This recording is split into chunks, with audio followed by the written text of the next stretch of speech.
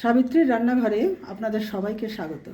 আমার আজকের রেসিপি রুই মাছ দিয়ে ফুলকপির ঝোল।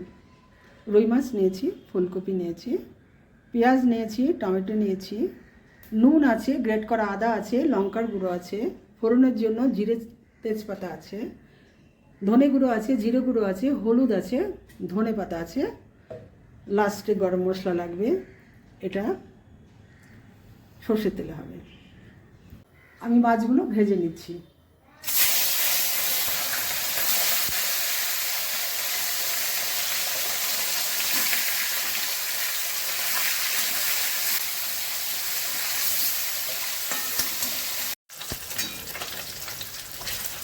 মাছগুলো ভাজা হয়ে গেছে, তুলে নিচ্ছি।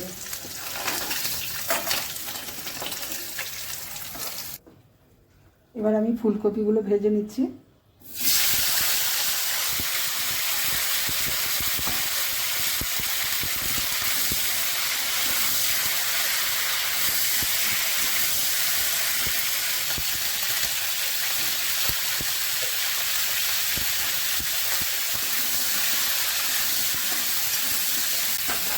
একটু ঢাকা দিয়ে দিচ্ছি। এগুলো ভাজা হয়ে গেছে, তুলে দিচ্ছি।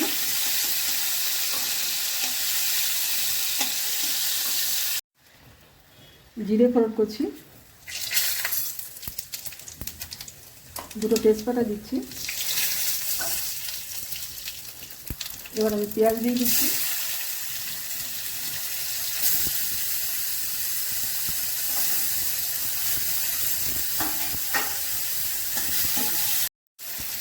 গ্রেট করা আদা দিচ্ছি।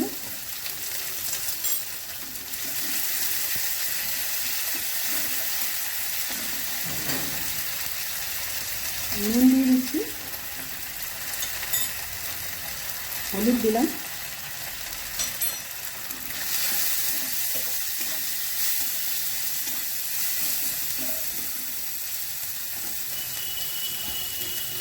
টমেটোগুলো দিয়ে দিচ্ছি।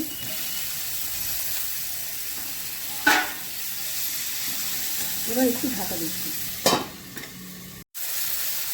জিরে গুঁড়ো দিচ্ছি, ধনে গুঁড়ো দিলাম, লঙ্কার গুঁড়ো দিলাম।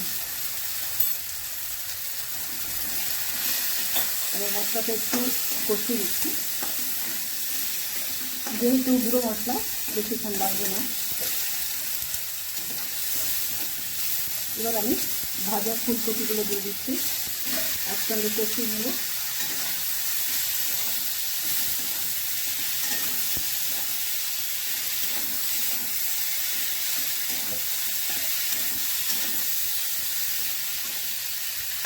কষানো হয়ে গেছে, এবার আমি জল দিচ্ছি।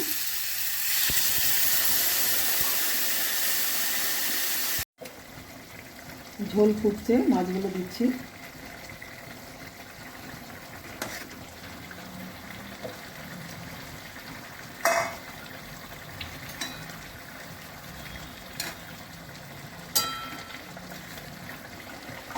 একটু ঢাকা দিচ্ছি,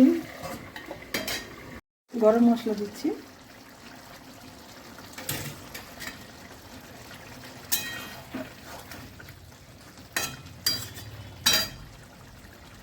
ধনে পাতা দিলাম কিছু।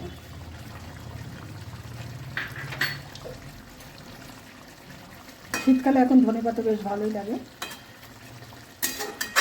আর ফুলকপি তো আমি প্রায় দিনই করছি, ফুলকপি আমার ফেভারিট। তোমাদের কেমন লাগে আমি জানি না, তবে আমার রেসিপিতে এখন বেশিরভাগই ফুলকপি থাকবে। রেসিপিটা আমার হয়ে গেছে। যদি ভালো লেগে থাকে অবশ্যই সাবস্ক্রাইব করবেন, লাইক শেয়ার কমেন্ট করবেন, আমার পাশে থাকবেন। আমার ফেসবুক পেজটাকে ফলো করবেন। আপনারা সুস্থ থাকুন, ভালো থাকুন। ভিডিওটা এখানেই শেষ করছি।